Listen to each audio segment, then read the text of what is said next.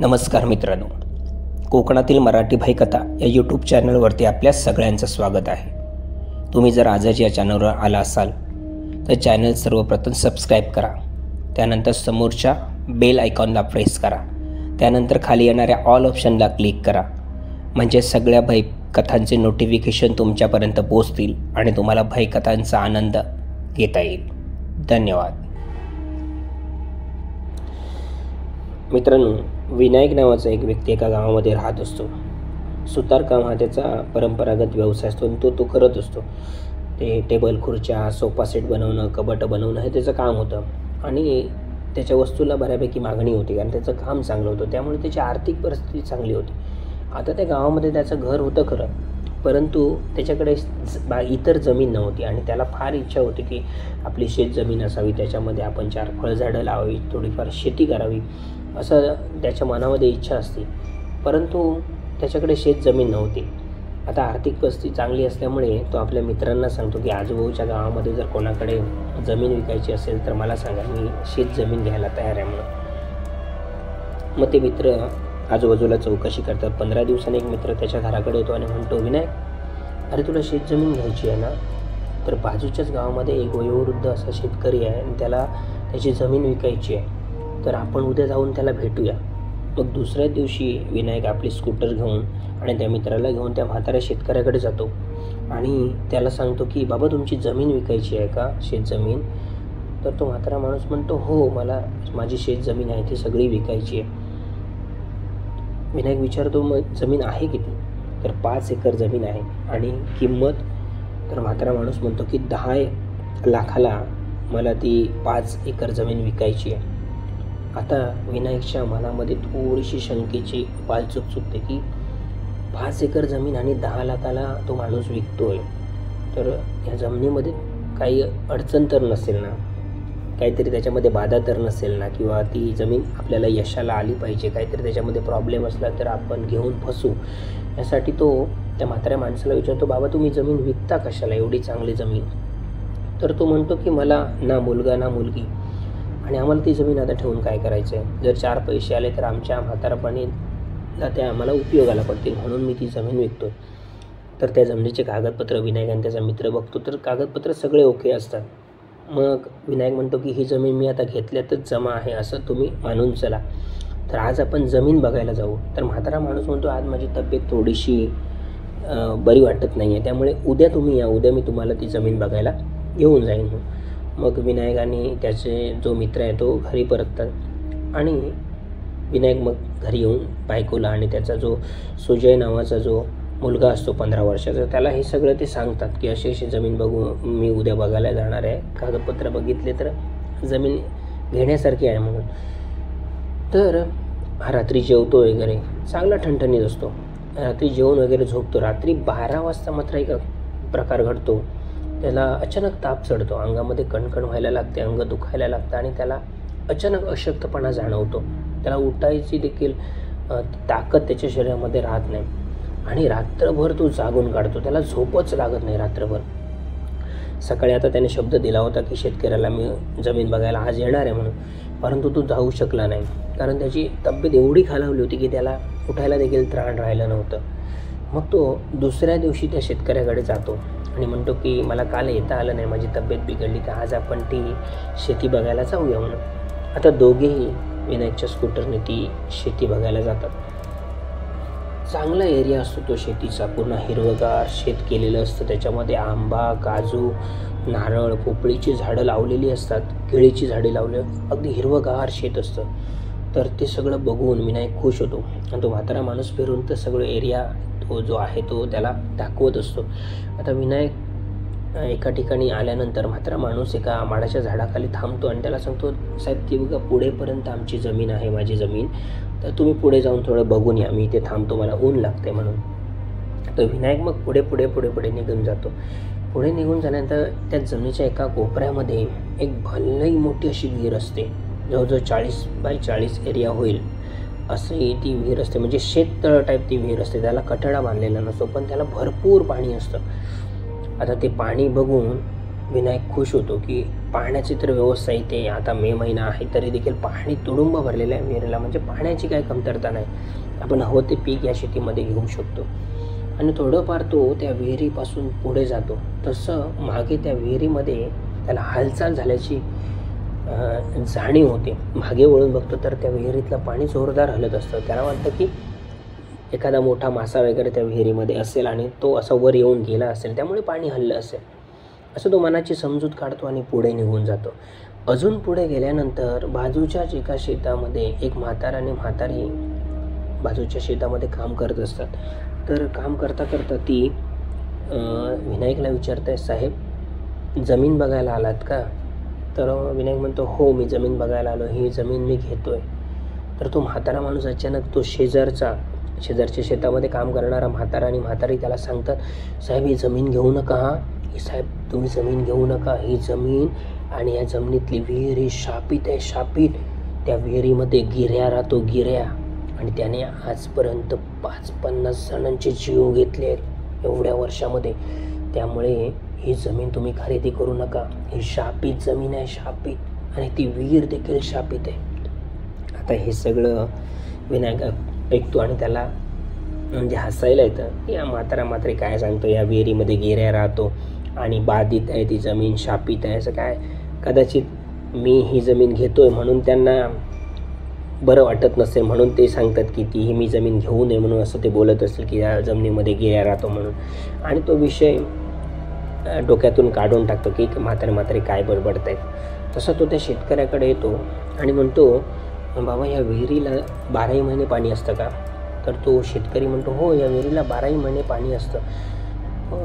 तर तो विनायक त्या म्हाताऱ्या माणसाला विचारतो, त्या तुमच्या जमिनीच्या टोकाकडे त्या बाजूच्या शेतामध्ये म्हातारा आणि म्हातारी एक काम करतात, ती कोण? तर तो शेतकरी सांगतो, ती आमच्याच गावातली शेतकरी आहेत, ती आपल्या शेतामध्ये काम करतात म्हणून.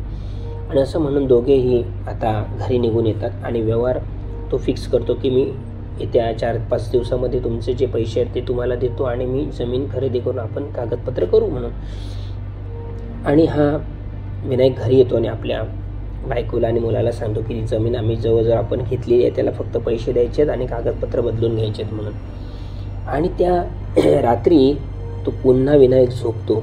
रात्री 12 वाजल्यानंतर त्याला असं एक भयानक स्वप्न पडतं की तो त्या ज्या ठिकाणी ती शेतजमीन त्या म्हातारीची बघायला गेलेल्या त्या जमिनीमध्ये तो उभा आहे त्या विहिरीच्या बाजूला.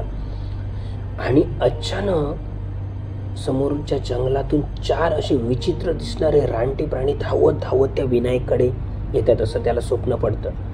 आणि विनायक आपला जीव वाचवण्यासाठी त्या रानटी प्राण्यांपासून असे विचित्र दिसणारे ते 4 रानटी प्राणी असतात आणि याच्या मागे लागतात.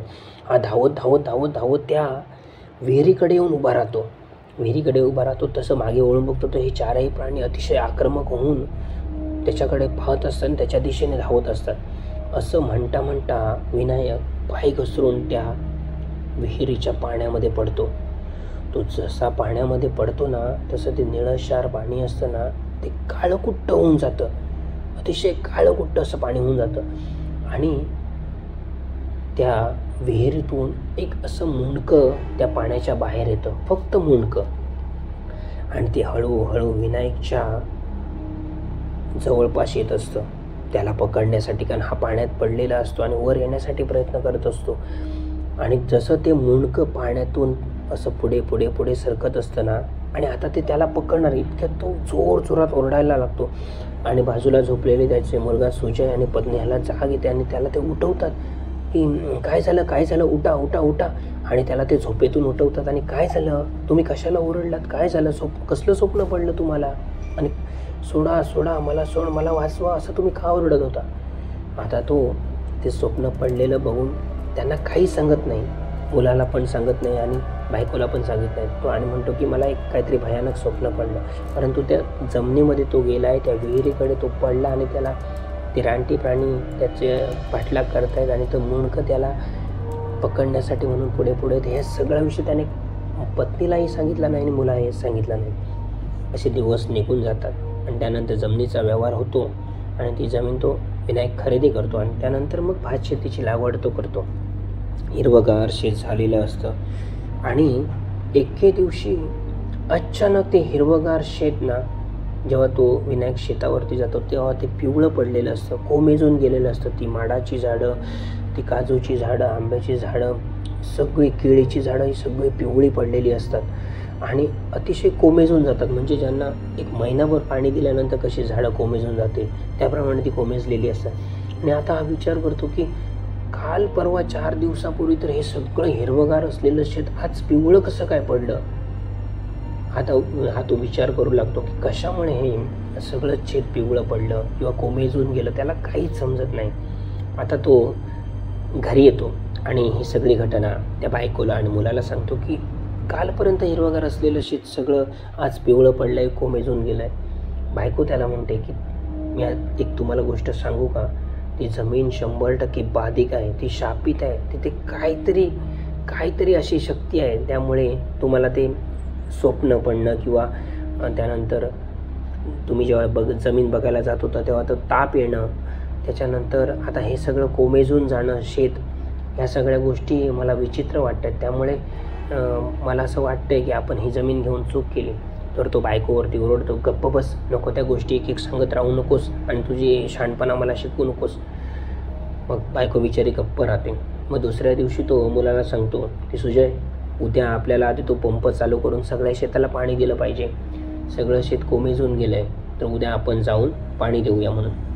मग हा रात्री झोपतो आणि सकाळी नाश्ता करतो आणि बायकोला सांगतो की मी शेतावरती जातो आहे, दुपारी 12च्या दरम्यान माझा डबा सुजयकडे पाठवून देतो, तिथे घेऊन येईल म्हणून. आणि हा सकाळी नाश्ता करून शेतावरती जातो आणि पंप चालू करतो आणि शेताला पाणी देत असतो. जसे 11-11:30 वाजतात ना, तसा हा अतिशय घामाघूम होऊन घरी परततो. धावत घरी येतो आणि घराकडे येऊन एका बाकड्यावरती पडतो. त्याचं अंग थरथरत असतं, पूर्ण घाम आलेला असतो आणि विचित्र असा त्याचा चेहरा घाबराघोबरा एकदम झालेला असतो. बायको आणि मुलगा, अहो तुम्ही अचानक का निघून आला, तुम्ही बोललेलात की तुम्ही डबा घेऊन या म्हणून शेतावरती आणि तुम्ही अचानक घरी का आलात. तर तो काहीच बोलत नसतो. तो तुम्हाला आधी पाणी दे. तो पाणी पितो. बायको त्याला लिंबू सरबत देते आणि तो थोडाफार सावध होतो, परंतु त्याच्या चेहऱ्यावरती भीती मात्र अगदी स्पष्ट दिसत असते की याने काही ना काहीतरी त्या शेतामध्ये पाहिलं आहे आणि हा घाबरून घरी आला आहे, परंतु तो सांगत नाही काय झालं ते. तर थोडा वेळ सावध झाल्यानंतर तो आपल्या मुलाला म्हणतो, सुजय, अरे तो मी पंप ना चालू ठेवून आलो आहे, तो जरा पंप बंद करायचा आहे, आपण उद्या जाऊन बाकीचं राहिलेलं पाणी शेताला देऊया, पण तू जरा पंप बंद करून येशील का.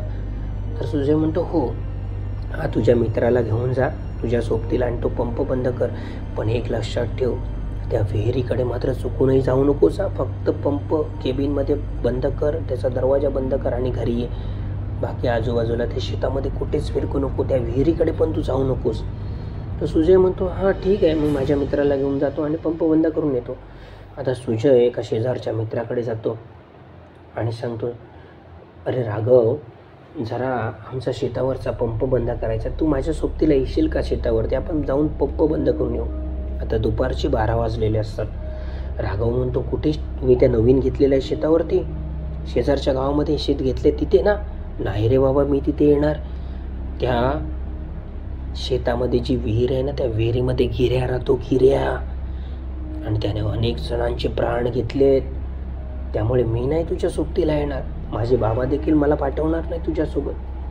तर मग सुजय असतो तो त्याच्या पुढे गयावया करतो, कशीबशी त्याची समजूत घालतो की आपण फक्त त्या शेतामध्ये पुढे नको जाऊया, आपण पंप बंद करून घरी येऊया.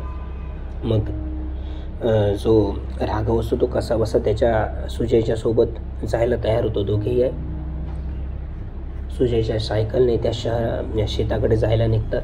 शेताकडे जातात आणि शेताच्या अशा वरच्या भागामध्ये जिथे वाट असते तिथे ती सायकल उभी करतात आणि हे दोघेही खाली उतरून त्या पंपाच्या शेडकडे जातात आणि दोघेही आतमध्ये केबिनमध्ये जाऊन पंप बंद करतात. पंप बंद करून हे त्या विहिरीकडे पाहत सुद्धा नाही आणि ते पुन्हा त्या वाटेवरती येतात जिथे त्यांनी सायकल लावलेली आणि त्या सायकलवरती दोघेही बसतात. आणि आता सुजय सायकल चालवत असतो.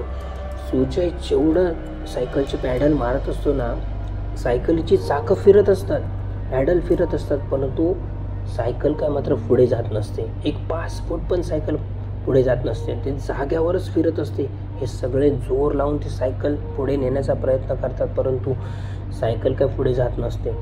आणि कडाक्याचं ऊन, त्यामध्ये राघव जो त्याचा मित्र असतो ना, तो थोडासा त्याला चक्कर आल्यासारखी वाटते. आणि राघव सुजयला सांगतो, सुजय अरे मला चक्कर आल्यासारखी वाटते, मला पाणी पाहिजे, मला पाणी पाहिजे, असं म्हणता म्हणता तो असा बेशुद्ध होण्याच्या परिस्थितीमध्ये राघव येतो. आता सुजय त्याला कसं बसं आपल्या खांद्यात हात टाकून धरून ते खाली जी विहीर असते त्या शेतामध्ये त्या विहिरीकडे नेतो. म्हणते विहिरीचं पाणी याला पाजूया आणि हा सावध झाल्यानंतर आपण जाऊया. आता दोघेही ते त्या विहिरीकडे पोहोचतात आणि विहिरीच्या कठाड्यावर तो त्याला राघवला बसवतो आणि सुजय त्या ओंजळीमध्ये असं पाणी घेतो आणि तो आता राघवला भरवणार. एवढ्यात पुन्हा एकदा त्या विहिरीमध्ये हालचाल सुरू होते. पाणी जोरजोरात हलायला लागतं आणि पाण्याचा रंग आता लाल भडक रक्तामध्ये रूपांतरित होतं ते पाणी सगळं. आणि त्याला सुजयला सगळीकडे ते रक्तच दिसायला लागतं आणि तो मात्र आता घाबरतो. आता करायचं काय? हा तर बेशुद्ध पडलाय, बेशुद्ध पडण्याच्या परिस्थितीमध्ये आहे. याला जर पाणी नाही पाजलं तर हा बेशुद्ध पडेल. म्हणून त्याला तो उठवतोय की चल आपण वरती जाऊन पुन्हा एकदा सायकल चालवून पुढे जाते का बघूया. परंतु राघव काय उठत नसतो. एवढ्यामध्ये त्या विहिरीच्या पाण्यामध्ये जोरदार हालचाल सुरू होते आणि पुन्हा ते असं मुंडकं त्या पाण्यातून बाहेर येतं. लाल भडक पाण्यातून त्या रक्तातून असं मुंडकं बाहेर येतं. आता सुजयची नजर त्या मुंडक्याकडे जाते. त्या मुंडक्याचा अर्धा चेहरा, अर्धा जो चेहऱ्याचा भाग आहे ना, तो एका तीक्ष्ण नखाने कसा ओरबडावा ना तसा झालेला असतो आणि अर्धा जो भाग आहे तो व्यवस्थित दिसत असतो. आणि त्याचं क्रूर हास्य त्या मुंडक्याचं त्या आजूबाजूला घुमतं आणि त्या मुंडकं हळूहळू त्या दोघांपर्यंत, सुजय आणि राघवपर्यंत येण्यासाठी पुढे पुढे येत असतं. आता पाण्यात जोरदार हालचाल सुरू झालेली असते. सुजय आता राघवला उठवण्याचा प्रयत्न करतो, परंतु तो उठत नसतो. तो आता एव्हाना बेशुद्ध पडलेला असतो आणि हा जोरदार त्याला हाताला धरून बाजूला ओढण्याचा प्रयत्न करत असतो. तेवढ्या त्या पाण्यातून एक अर्धवट जळालेला हात बाहेर येतो आणि तो राघवच्या पायाला पकडतो. आता इकडून सुजय राघवला ओढत असतो, तसं तो जळालेला हात राघवला पाण्यात खेचण्यासाठी प्रयत्न करत असतो. ही जोरदार झटापट सुरू असते. आता सुजयला कळतच नसतं आता काय करायचं आणि काय चाललंय. हा सुद्धा घामाने पूर्ण भिजलेला असतो, अंग थरथरत असतं, पण आपल्या मित्राला टाकून जायचं तरी कसं, अशी त्याची द्विधा अवस्था झालेली असते. तो जोरात हाताला धरून राघवला त्या विहिरीच्या पासून बाजूला नेण्याचा प्रयत्न करत असतो, परंतु तो जळालेला हात आता त्याने राघवच्या पायाला पकडून आतमध्ये नेण्यासाठी म्हणून प्रयत्न करत असतो. हा भयानक प्रकार त्यांच्या बाबतीमध्ये 15 मिनिटं तरी घडत असतो. इतक्यात वरती त्या वाटेवरनं राघवचे वडील जोरात हाक मारत त्यांना येताना दिसतात. राघव, सुजय, अरे कुठे गेलात तुम्ही? दुपारचे कुठे गेलात? आता हा आवाज ऐकून तो जो हात असतो तो पाण्यामध्ये अदृश्य होतो आणि पाण्याचा कलर आता निळाशार होऊन जातो. पाणी एकदम असं शांत होऊन जातं. सगळी हालचाल बंद होते. ते मुंडकं देखील अदृश्य होतं. तो हात देखील पाण्यामध्ये गायब होतो. आणि आता पटकन जाऊन सुजय उंजळीतून पाणी आणतो आणि राघवच्या चेहऱ्यावरती मारतो आणि त्याला पाणी भरवतो. तसे राघवला थोडीफार जाग येते, त्याला शुद्ध येते. वरून राघवचे वडील हाक मारत असतात, अरे सुजय, राघव, अरे गेलात कुठे? अरे त्या विहिरीकडे तुम्ही कशाला गेलात? आणि ते धावत येतात आणि दोघांनाही वरती घेऊन येतात आणि दोघांनाही घरी घेऊन येतात. आता सुजयची राघवची परिस्थिती अतिशय डेंजर झालेली असते. दोघेही ते लहान वयात, 15-16 वर्ष त्यांचं वय असतं आणि असा हा भयानक प्रकार घडल्यामुळे त्यांना काही सुचत नसतं. ते त्या दोघांना घेऊन विनायककडे म्हणजे सुजयच्या वडिलांकडे जातात आणि सांगतात की असा प्रकार त्या विहिरीच्या ठिकाणी आम्ही पाणी प्यायला गेलो, तिकडे असा प्रकार झाला. तर सुजयचे वडील विनायक सुजयला म्हणतात, अरे तुला सांगितलं होतं त्या विहिरीकडे जाऊ नको, पण बाबा त्या उन्हामुळे राघवला चक्कर आली आणि त्याला पाण्याची गरज होती म्हणून मी त्या विहिरीकडे गेलो आणि त्यानंतर हा सगळा प्रकार घडला आणि म्हणूनच त्या ठिकाणून आम्हाला तो जळालेला हात वरतीच यायला देत नव्हता. तो राघवला आतमध्ये पाण्यामध्ये नेण्यासाठी प्रयत्न करत होता. तर हा सगळा प्रकार त्यांना त्यांच्या बाबतीमध्ये घडलेला असतो.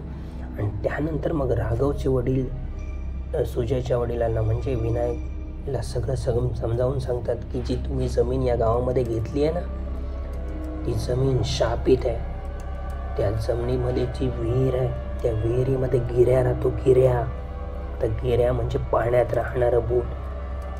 कितीतरी वर्षापूर्वी एका माणसाचा खून करून एका त्याच्या मित्राने त्याला त्या विहिरीमध्ये टाकलं होतं आणि तिथून मग त्याचा प्रेतात्मा हा गिऱ्याच्या रूपामध्ये त्या विहिरीवर येणाऱ्या प्रत्येकाला त्या विहिरीत बुडवून नेऊन मारण्याचा प्रयत्न करतो. त्यामुळे ही जमीन बरीच वर्ष तो म्हातारा व्यक्ती विकण्यासाठी प्रयत्न करत होता, पण आजूबाजूचे कुठचेच जी माणसं आहेत किंवा गिराईक आहेत ती शेत जमीन घेत नव्हते. आणि तू त्या कमी किमतीमध्ये 5 एकर जमीन मिळते ह्या हव्यासापोटी ती जमीन घेतलीस आणि आज हा प्रसंग तुझ्यावरती उडवला आहे. तर तू एक काम कर, ती जमीन आता पुन्हा कुठेतरी दुसऱ्या माणसाला विकून टाक, पण ती जमीन तू तुझ्याकडे ठेवू नकोस, कारण त्या जमिनीतल्या त्या विहिरीमध्ये एक गिऱ्या राहतो, गिऱ्या, आणि ती जमीन तुला यशाला यायला देणार नाही.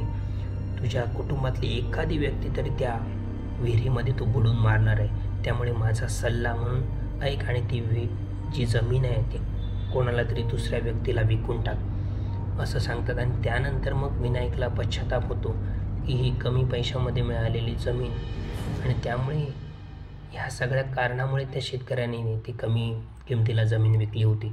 तर मित्रांनो, असा हा भयानक जी गोष्ट आहे ती मी तुम्हाला आज या चॅनलवरती सांगितली आहे.